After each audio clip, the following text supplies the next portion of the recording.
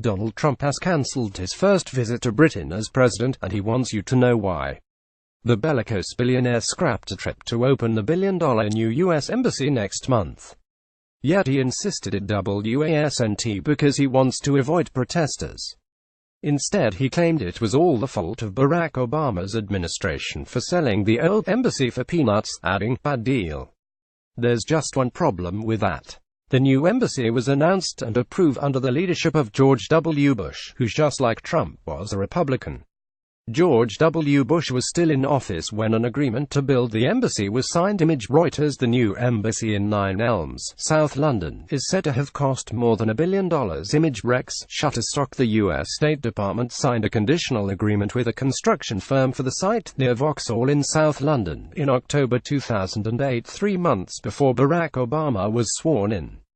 At the time, Ambassador Robert Tuttle stressed it had already been a long and careful process, and the grand old embassy building in Mayfair would be offered for sale almost immediately.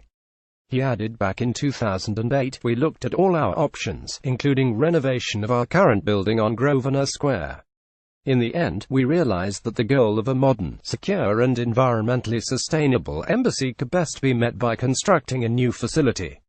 More work did happen under the Obama administration, but it is incorrect to suggest he kick-started the process. He merely carried through a decision that had been taken.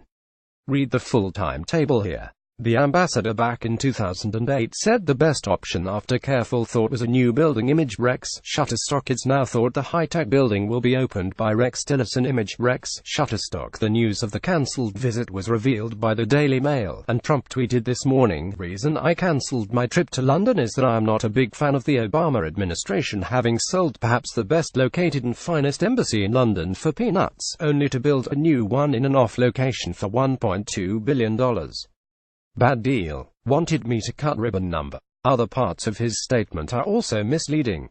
Bizarrely, the US never actually owned its old embassy. Instead, it's owned by a British company called Grosvenor Mayfair Estate, which is ultimately owned by the billionaire 26-year-old Duke of Westminster. As part of a 999-year lease from 1954, the US rented its embassy off the Duke of Westminster's empire for one peppercorn. The US then sold this lease to a firm called QD Europe, based in the conveniently low-tax country of Luxembourg, for £315 million in October 2013. You may still consider this peanuts for one of the most expensive squares in Mayfair. But then Ambassador Matthew Barzoon insisted in 2014, the new building project is being funded entirely by the proceeds of the sale of other US government properties in London. This has always been the plan. Here's the man who actually owns the old embassy, the 26-year-old Duke of Westminster. Pay. The Stars and Stripes flag is removed from the roof of the old embassy in Grosvenor Square. Barcroft Media lastly describing Nine Elms, the site of the new embassy, as an off-location could prompt a diplomatic spat with Foreign Secretary Boris Johnson, who until 2016 was London Mayor. The site is a short walk from Westminster, and the headquarters of MI6 is getting a brand new tube line, and billions of pounds were funneled into redeveloping the area into expensive flats under his watch. It's thought the official opening of the top-security new embassy in Nine Elms will now be hosted by Secretary of State Rex Tillerson. The state visit which Theresa May offered Trump in his first month of office is still on offer, but has been delayed and no date is set.